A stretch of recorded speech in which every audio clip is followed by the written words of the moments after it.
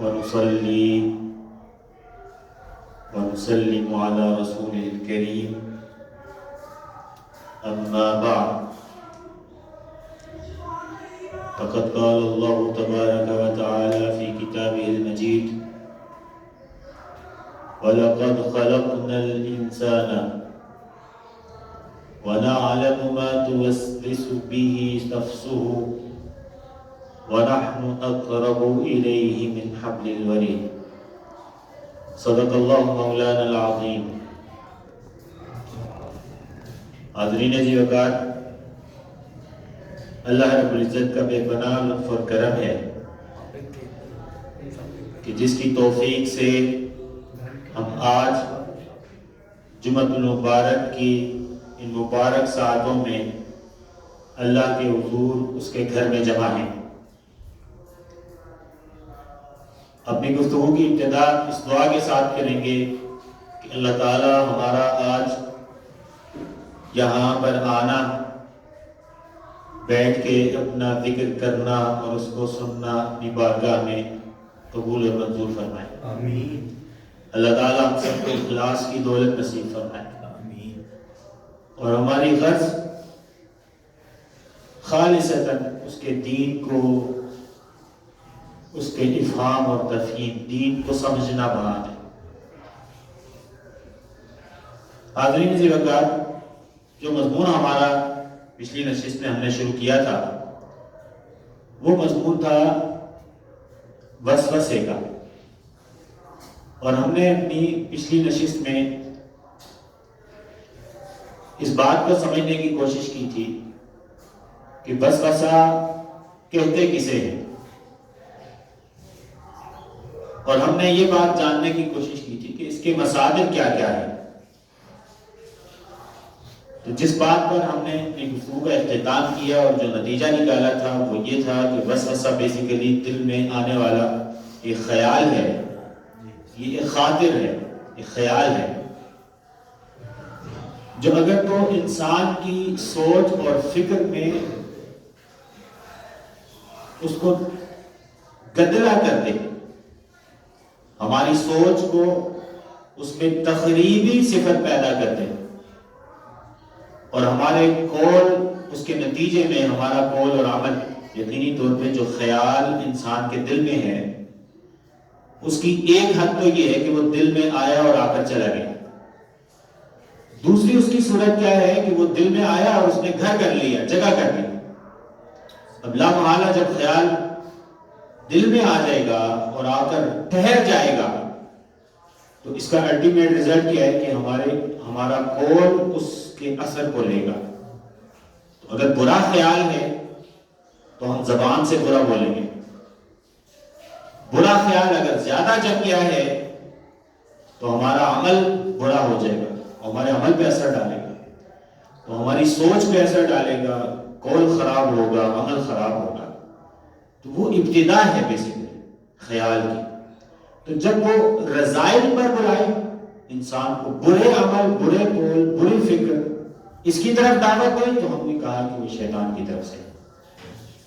اور اگر وہ نیکی کی طرف ترغیب دے، کوئی مثبت خیال ہو، پازیٹو ہو، اور اس کا عمل ہمارے لا محالہ اس کے نتیجے میں جو قول ہم سے صادر ہو رہے ہیں، جو فعل صادر ہو رہے ہیں، وہ بھی مثبت ہے، وہ بھی تعمیری ہے، تو وہ ہم نے کہا کہ اس کو اگر پازیٹو ہے تو اس کو کہتے ہیں الہام. یہ الہام کی صورت ہے. پھر ہم نے جو کنکلیوڈ کیا تھا وہ یہ کیا تھا کہ یہ تو تعریف ہوگی اس کی، پھر اس کا مصدر کیا ہے. ہم نے کہا کہ یہ انسان کا نفس بھی اس کو وسوسے ڈالتے ہیں، جنات کی طرف سے بھی وسوسے آتے ہیں، اور ہم نے کہا کہ یہ مرض بھی ہے. اس کی ایک صورت جو بہت ایکسٹریم پر جب یہ چلا جاتا ہے اور کوئی چیز انسان کے دماغ پہ سوار ہو جائے، اس طرح سے سوار ہو جائے کہ وہ نکلے ہی نہ، واقعہ ہوا ذہن پہ سوار ہو گیا، باہر ہی نہ نکلے اور انسان کی سوچ اسی کے گرد چلتی رہے. حتیٰ کہ بعض اوقات تو آپ نے دیکھا ہوگا ایسا جو پیشنٹ ہوتا ہے جس کو اس درجہ وسوسہ غالب آ جائے وہ ہم کلامی شروع کر دیتے ہیں، وہ اپنے چشمے تصور میں کسی کو کسی بات کا جواب دے رہے ہیں، اس کے دماغ پہ ایسے وہ سوار ہو گئی وہ چیز. تو یہ اب مرض کی صورت ہے، یہ مرض ہے، اللہ تعالیٰ نے محفوظ رکھے. آج ہم اپنی نشست میں جس دو چیزیں ایڈ کرنا چاہ رہے ہیں، اس میں آج ہم پڑھیں گے دو باتیں. ایک تو یہ کہ حضور اکرم صلی اللہ علیہ وسلم نے حدیث پاک میں ارشاد فرمایا، سرکار دو عالم صلی اللہ علیہ وسلم نے، کہ اگر وسوسہ آ جاتا ہے تو ہمیں یہ بات جاننی ہے کہ اگر وسوسہ محض خیال بن کے، برا خیال بن کے دماغ میں، آپ مارکیٹ میں تھے، اچانک آپ کو کوئی خیال آیا، مرد و زن کا اختلاط ہوا، آپ کے ذہن میں کوئی خیال جنم لے لیا جو نیگیٹو تھا اس کی اپروچ، تو وہ جو خیال دماغ میں آیا، کئی بار نیک بزرگ ہستیاں ہوتی ہیں، ان کے ذہن میں خیال آ جاتا ہے، اللہ کے رسول کے بارے میں خیال، اگر ولیعاذ باللہ اللہ تعالیٰ سب کو حفاظت فرمائے، مگر یہ کہ بندہ بشر ہے، خیال کوئی ذہن میں آ جائے جو شایان شان نہیں ہے، حضور کے شایان شان نہیں ہے، تو جو خیال آپ کے عقیدے کے بعد میں آ جائے، کسی اللہ کے ولی کے بارے میں آ جائے، یا آپ کی روزمرہ زندگی میں، معاشرے میں آپ اٹھنا بیٹھنا ہے، دوست احباب کے ساتھ بیٹھے ہوئے ہیں، دماغ میں کوئی غلط خیال آ جاتا ہے، تو یہ جو غلط خیال ہے، جب تک یہ خیال رہا اور آپ نے اس کو گھر میں، دل میں گھر کرنے کی جگہ نہیں دی تھی، تب تک یہ بات جان لیجئے کہ اس پہ مواخذہ نہیں ہے، اس پہ مواخذہ نہیں ہے. اور وسوسے کا آ جانا یہ بذات خود اس بات کی علامت ہے کہ اس کے اندر ایمان کا شعلہ زندہ ہے. ایک تو یہ بات ہم نے اس کو پڑھنا ہے انشاءاللہ تعالی. دوسرا، ہم اپنی گفتگو کا اختتام پہ آپ کو میں ایک دو روایات پیش کروں گا جس میں حضور اکرم صلی اللہ علیہ وسلم نے فرمایا انسان کا ایک ہمزاد بھی ہوتا ہے. ہمزاد کا لفظ سنا ہے آپ لوگوں نے؟ پہلے ایک ہمزاد ہوتا ہے، اس کو پڑھیں گے. حدیث پاک میں اس سے متعلق کیا لفظ آیا ہے، کیا حضور نے ارشاد فرمایا.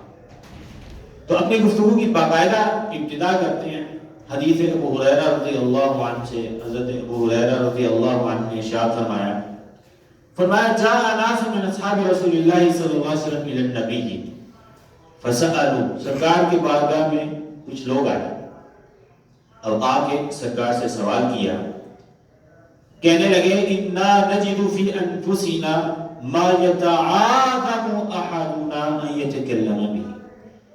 بعض اوقات یا رسول اللہ دل میں ایسا خیال آ جاتا ہے، ایک ایسا تصور جنم لے لیتا ہے کہ اس کو زبان پہ لانا ہمیں بہت بڑا برا لگے گا، برا محسوس ہوگا کہ کیا اتنا ایسا عجیب خیال آ گیا ہے کہ اس کو زبان پہ کیسے لائیں. تو زبان پر لانا ہمیں یہ پریشان کر دیتا ہے، ایسا خیال بھی آ جاتا ہے. تو اب کیا کریں؟ تو جب صحابہ کرام سے یہ پوچھا تو حضور نے فرمایا اوا قد وجدتموہ، فرمایا یہ بتلاؤ بھائی کیا واقعی دل میں یہ کیفیت ایسی طاری ہو جاتی ہے؟ برا خیال ذہن میں آیا ہے، کسی بابت بھی آ سکتا ہے، وہ اللہ کی ذات سے متعلق ہے، اللہ کے رسول کی ہے، اولیاء ہیں، انبیاء ہیں، یا آپ کی روزمرہ زندگی ہے، آپ کے دوست اکٹھے ہوئے ہیں، فیملی گیٹ ٹوگیدر ہے، خیال ذہن میں آ سکتا ہے.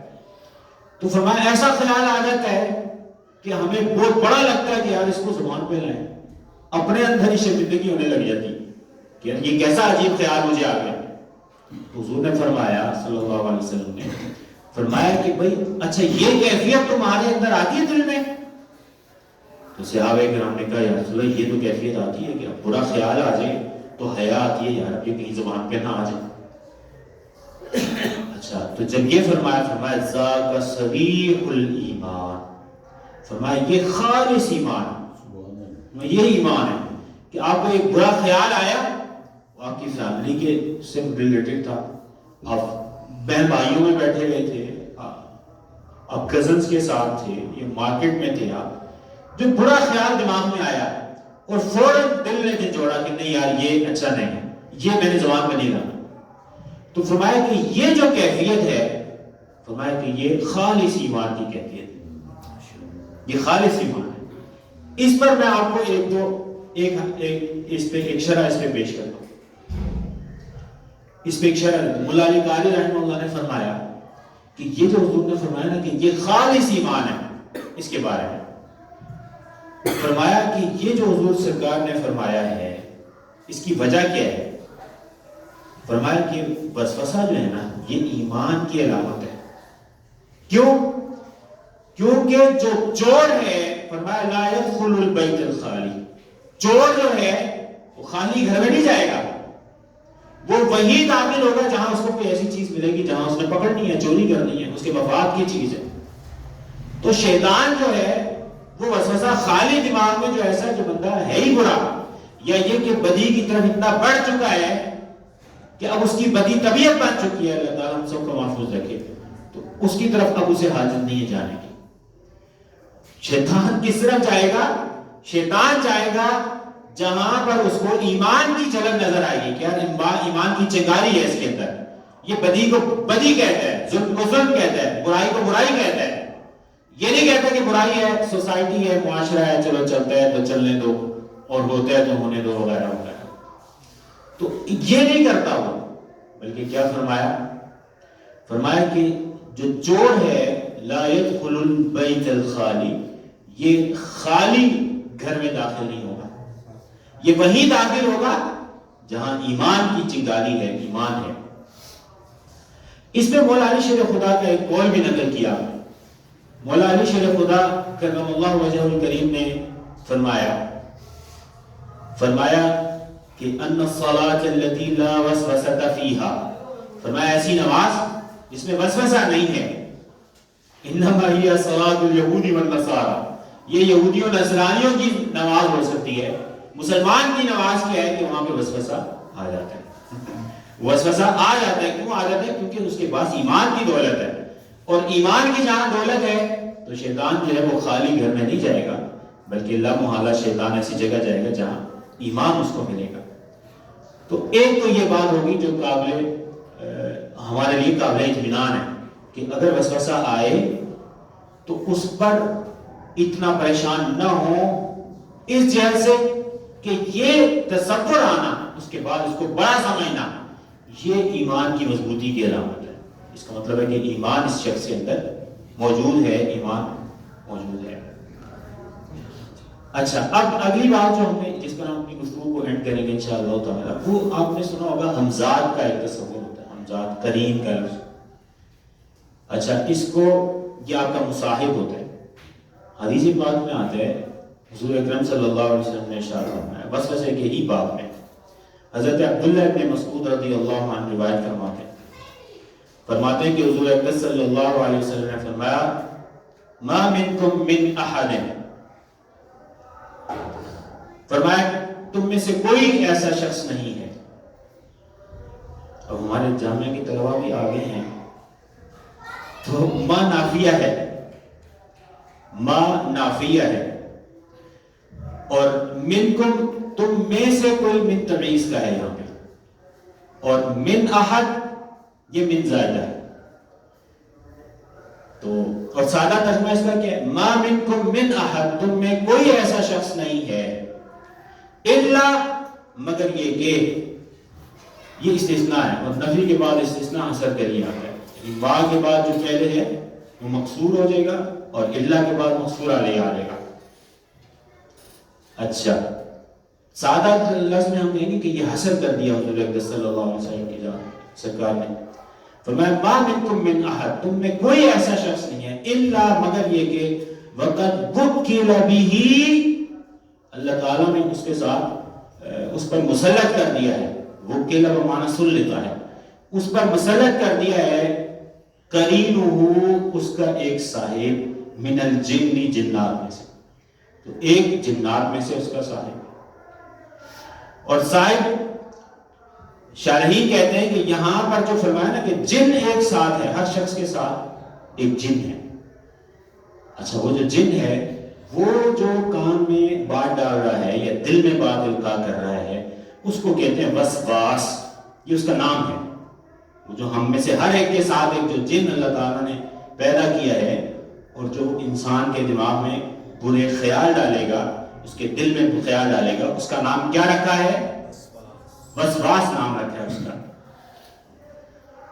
اچھا، فرمایا کہ شاعرین کہتے ہیں کہ یہ وسواس بیسیکلی یہ اولاد ہے جو جیسے بنی آدم کے ہاں پیدائش ہوتی ہے ایسے ابلیس کی اولاد بھی ہے، یہ اس کے ہاں بھی اولاد ہوتی ہے، تو یہ وہ ہے۔ اور پھر فرمایا وَقَرِينُهُ مِنَ الْمَلَائِكَةِ، اور اسی طرح سے اس کا ایک مصاحب جو ہے وہ فرشتوں میں سے بھی ہے۔ تو انسان جب ایک پیدا ہو رہا ہے انسان، تو سمجھ لیجیے کہ وہ اکیلا پیدا نہیں ہو رہا، اس کے ساتھ اللہ تعالیٰ دونوں قوتوں کو جنم دے رہا ہے۔ ایک شر کی قوت جو جن کی صورت میں ہے اور وسواس کہلاتا ہے، اس کا کام کیا ہے؟ ہمارے کانوں میں برائی کی بات ڈالنا، دل میں برائی کی بات ڈالنا، اور مقابلے میں خیر کی قوت کو بھی اللہ تعالیٰ پیدا فرما رہے ہیں، اور خیر کی قوت جو ہے وہ فرشتہ ہے جو پیدا ہوتا ہے، اور اس کا نام ہے شارحین کہتے ہیں، اسے کہتے ہیں ملہم۔ کیا کہتے ہیں؟ ملہم۔ اور جو شیطان کے ساتھ شیطان پیدا ہو رہا ہے اسے کہتے ہیں وسواس، یہ ہمارے ساتھ جنم لیتے ہیں، دونوں چیزیں دونوں پیدا ہوتے ہیں۔ اب جب یہ سرکار نے ارشاد فرما لیا تو صحابہ کرام نے عرض کی قالوا وَإِيَّاكَ يَا رسول اللہ، یا رسول اللہ کیا آپ کے ساتھ بھی یہ پیدا ہوئے دونوں چیزیں؟ وسواس جو شیطان کی نسل سے جن ہے، اور دوسرا کیا؟ ملہم جو فرشتہ پیدا ہوا ہے۔ تو عرض کی یا رسول اللہ کیا آپ کے ساتھ بھی ایسے ہی تھا؟ اب سرکار کریم علیہ السلام نے جواب دیا قال وَإِيَّايَ، فرمایا ہاں میرے ساتھ بھی ایسے ہی تھا۔ وَلَكِنَّ اللَّهَ، یہ دونوں طرح سے عبارت آئی ہے، نون مشدد کے ساتھ بھی اور تخفیف کے ساتھ بھی، وَلَكِنِ اللَّهُ، فرمایا وَلَكِنَّ اللَّهَ، لیکن اللہ تعالیٰ نے أَعَانَنِي عَلَيْهِ، مجھ پر میری معاونت کی اس پر، اور میری معاونت کی فَأَسْلَمَ، اور وہ جو شیطان تھا جو ساتھ آیا وہ مسلمان ہو گیا۔ وہ شیطان جو سرکار کی خلقت، اللہ تعالیٰ کی سنت خلق میں کیا ہے کہ جب انسان پیدا ہوتا ہے تو اس کے ساتھ ایک فرشتہ بھی جنم لیتا ہے، اس کے ساتھ جنات میں سے شیاطین میں سے ایک شیطان بھی پیدا ہوتا ہے۔ تو اب سرکار کی خصوصیت کیا ہوئی کہ فرمایا کہ اللہ تعالیٰ نے میرے ساتھ بھی ایسا کیا، مگر یہ کہ آنانی علیہ، میری اس پر معاونت مدد کی، فاسلم، اور وہ جو ہے وہ مسلمان ہو گیا۔ تو اب حضور کو برا خیال نہیں آ سکتا، سرکار کو برا خیال نہیں آ سکتا، اور لا محالہ حضور اکرم صلی اللہ علیہ وسلم کو وہ جو شیطان بھی تھا، جو اللہ کی ایک سنت تھی جو اس نے خلق میں جاری کی تھی، ادھر بھی اس کو اللہ کے رسول کی معاونت کی اللہ تعالیٰ نے اور اس کو مسلمان کر دیا۔ فرمایا فلا یأمرنی الا بخیر، اور یہ اس کی تفسیر ہے کہ اب جب مسلمان ہو گیا تو اب وہ مجھے خیر کے علاوہ کوئی اور مشورہ نہیں دیتا، خیر کا مشورہ دیتا ہے۔ اچھا یہاں پر جو ہے نا ایک دو باتیں میں گزارشات تھوڑی تفصیل میں جا کے آپ سے آپ کی گوش گزار کرنا چاہتا ہوں۔ یہ جو لفظ آ گیا، سرکار نے فرمایا فَأَسْلَمَ فَآنَنِي عَلَيْهِ، میری سرکار اللہ تعالیٰ نے مدد کی اس پر، فَأَسْلَمَ، اور وہ اسلام لے آیا۔ یہ جو عبارت ہے فَأَسْلَمَ، اس پہ دو قول ہیں۔ بعض روایات میں آتا ہے فَأَسْلَمُ، فَأَسْلَمُ، اور اسلم یہ باب فاعل سے تھا، باب ذکر قائم ہے، اس کا مطلب تھا وہ اسلام لے آیا، اسلام سے تھا۔ اور فَأَسْلَمُ یہ وہ متکلم کا ہے، اس کا مطلب میں امان پا گیا، حضور اکرم صلی اللہ علیہ وسلم نے فرمایا۔ اس کی تھوڑی سی تفصیل سمجھیے اور اس پر ہم اپنی بات ختم کریں گے، اور وہ بات کیا ہے؟ حدیث پاک میں آتا ہے، امام ترمذی روایت کرتے ہیں ابن عیینہ سے، امام ابن عیینہ یا سفیان ابن عیینہ، سفیان دو ہیں، سفیان الثوری اور سفیان بن سعید بن مسروق الثوری ہے، 161 سال کا، یہ سفیان ابن عیینہ کہتے ہیں، امام ترمذی کہتے ہیں کہ ابن عیینہ جو ہیں انہوں نے جو لفظ استعمال کیے وہ لفظ استعمال کیے فَأَسْلَمُ، کہ حضور اکرم صلی اللہ علیہ وسلم فرمایا میں اس سے امان پا گیا۔ فَآنَنِي عَلَيْهِ، اللہ کے رسول نے کہا کہ اللہ نے میری اس پر مدد کی اور مجھے اس سے امان پا مل گئی۔ تو یہ ابن عیینہ کے لفظ ہیں امان مل گئی، اور اس دونوں میں حضور کی خصوصیت ثابت ہوتی ہے، دونوں میں یہ معنی نہیں یا اگلا معنی کہ وہ خود ہی اسلام لے آیا، دونوں معنی میں۔ امام ابن عیینہ کہتے ہیں فَأَسْلَمُ کا لفظ آیا، کہ حضور نے فرمایا کہ میں امان پا گیا، اے اسلم انا منہ، کہ مجھے اس سے اللہ تعالیٰ نے امان دے دی، اب وہ شیطان جو ہے وہ برا خیال مجھے نہیں ڈال سکتا۔ تو اس معنی کریں، یہ معنی کریں تو مراد ہوگی کہ شیطان اسلام نہیں لایا، شیطان ایسے کا ایسے ہی رہا، لیکن اللہ نے حضور کو اس سے امان دے دی۔ اور جامع دارمی میں جو روایت ہے وہاں پر فتح کے ساتھ ہے، وہاں پہ آیا فَأَسْلَمَ، جو میں نے پہلے قرات کی چیز پڑھی اس میں آیا کہ وہ شیطان ہی اسلام لے آیا، وہی مسلمان ہو گیا، یہ روایت بھی آئی ہے۔ اچھا، جو اس کا پہلا معنی ہے جو میں نے آپ سے کہا کہ جہاں لفظ آیا ہے کہ اللہ تعالیٰ نے میری مدد کی اور میں اس سے امان پا لی، یہ خطابی ایک ہیں، انہوں نے اس کا معنی یہ موقف لیا ہے۔ اور قاضی ایاز رحمہ اللہ نے اسلام والا موقف لیا ہے، وہ کہتے ہیں کہ مسلمان ہو گیا تھا شیطان، جو قریب جو پیدا ہوا حضور اکرم صلی اللہ علیہ وسلم کے ساتھ، وہ مسلمان ہو گیا تھا۔ قاضی ایاز رحمہ اللہ نے یہی موقف لیا ہے۔ اور پھر امام ابن حجر اسقلانی نے سبب بیان کیا ہے ابن عیینہ کے اسلم لانے کا۔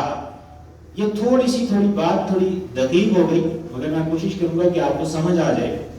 ہم جو بات پڑھ رہے ہیں وہ کیا پڑھ رہے ہیں کہ حدیث پاک میں آتا ہے کہ جو بھی پیدا ہوتا ہے شخص، اس کے ساتھ اللہ اس کا ہمزاد قریب پیدا کرتا ہے۔ یہاں تک بات سب کو سمجھ آ گئی ہے؟ اچھا، قریب جو پیدا کر رہے ہیں وہ جن بھی ہے، جو اس کو وسواس کہتے ہیں، اور وہ برے خیالات ڈالے گا ہمارے خیال دماغ میں، دل میں۔ اور جو ملہم ہے، جو فرشتہ ساتھ پیدا ہو رہا ہے، خیر اور شر دونوں قوتیں ساتھ پیدا ہو رہی ہیں، یہی اللہ تعالیٰ کی خلق میں سنت ہے۔ اسی وجہ سے تو انسان کو اختیار دیا ہے ارتکاب فعل کا، ارتکاب کا انسان کے پاس اختیار ہے کہ وہ اچھا کرے یا برا کرے، اور اللہ نے قوتیں دونوں پیدا کی ہیں ساتھ ساتھ۔ خیر کی بات بتلانے والے بھی ساتھ ہیں، اس میں فرشتے بھی ہیں، وہ اولیاء اللہ ہیں، نیک صالح لوگ ہیں، انبیاء کرام ہیں، اور بدی کو بتانے والے لوگ بھی ہیں، وہ شیطان ہے، اس کے چیلے ہیں، اور شیطان ہے انسانوں میں ہے۔ تو اللہ کا گروہ بھی ہے جو انسان کو خیر کی طرف دعوت دے رہا ہے اور کھینچ رہا ہے، اور شیطان ہے، شیاطین، اس کا گروہ بھی ہے انسانوں اور جنات میں جو اس کو برائی کی طرف دعوت دے رہا ہے۔ اور انسان کو اللہ تعالیٰ نے عقل دی اور آزاد کر دی ہے کہ تم یہ اختیار کرو یا یہ اختیار کرو، اسی پر جزا اور سزا ہے۔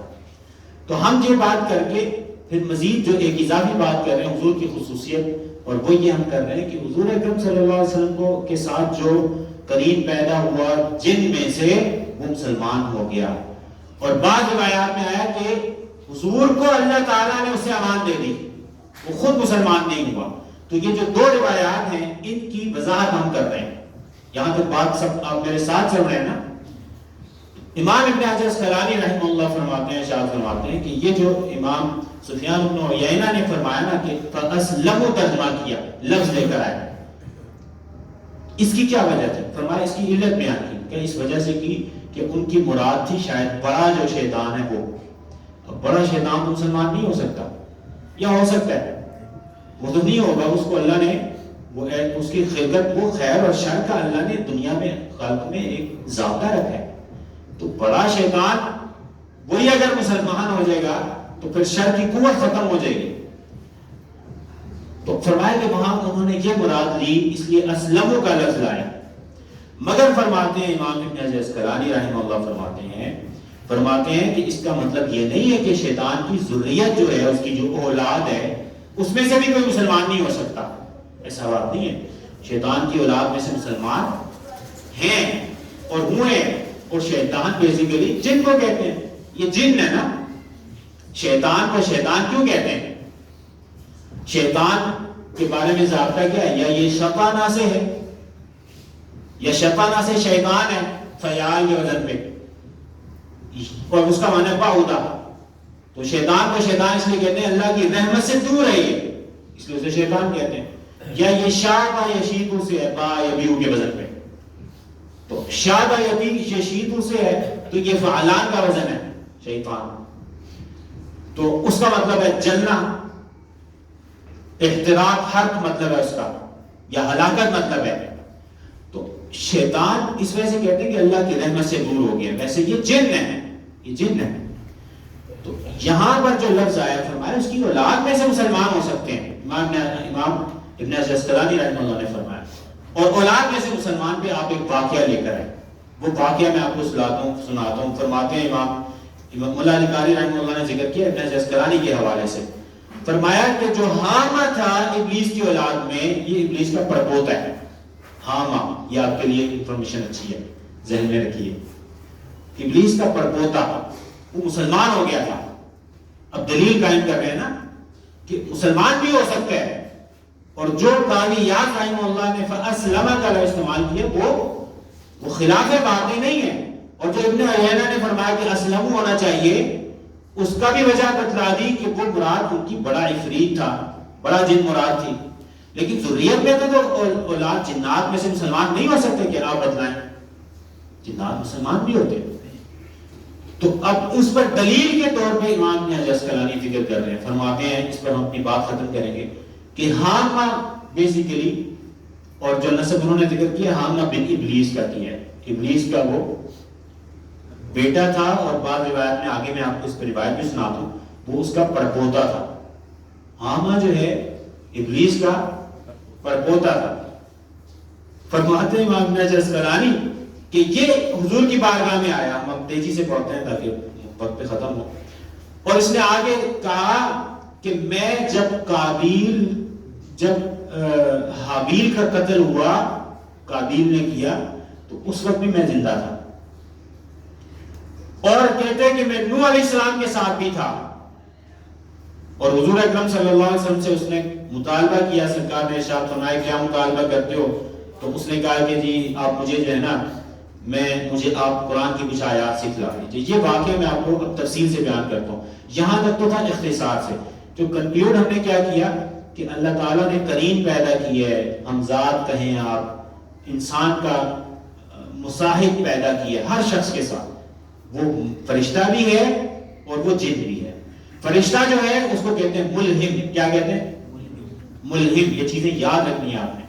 اور جو جن پیدا ہوتا ہے اس کو کیا کہتے ہیں؟ وسواس. وہ وسواس ہے. اچھا، پھر صحابہ کرام نے سوال کر دیا یا رسول اللہ آپ کے ساتھ بھی ایسے ہی تھا؟ تو فرمایا کہ ہاں میرے ساتھ بھی ایسے ہی تھا. لیکن فرمایا آنانی علیہ، اللہ تعالیٰ نے میری اس پر مدد کی. فَأَسْلَمَ، اور وہ مسلمان ہو گیا. تو اب ابن حجر اسقلانی فَأَسْلَمَ کی وجہ بیان کر رہے ہیں کہ یہ بھی ٹھیک ہے کہ وہ مسلمان ہو گیا تھا. میں نے آپ کو بتلا دیا قاضی ایاز رحمہ اللہ نے فَأَسْلَمَ اس کا اسلام ہونا ہی مراد لیا کہ وہ جن جو تھا وہ مسلمان ہو گیا تھا. اب اس پر ایک واقعہ آپ کو بتلاتا ہوں، تفصیلی ہے. یہ واقعہ سند میں کمزور ہے، اس کی سند میں کلام ہے، مگر اگرچہ سند میں کلام ہے مگر اہل علم نے اس کو ذکر کیا ہے.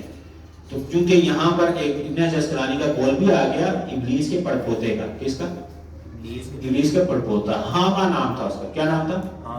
حامہ. اچھا، اس کا ایک واقعہ آپ کو بتلاتا ہوں، اس پر ہم گفتگو ختم کریں گے. حضرت انس بن مالک روایت کرتے ہیں. یہ سارا سیکوینس تو آپ کے ذہن میں بیٹھ گیا نا کہ ہم اس وقت کیا بات کر رہے ہیں، اس کا پس منظر کیا تھا.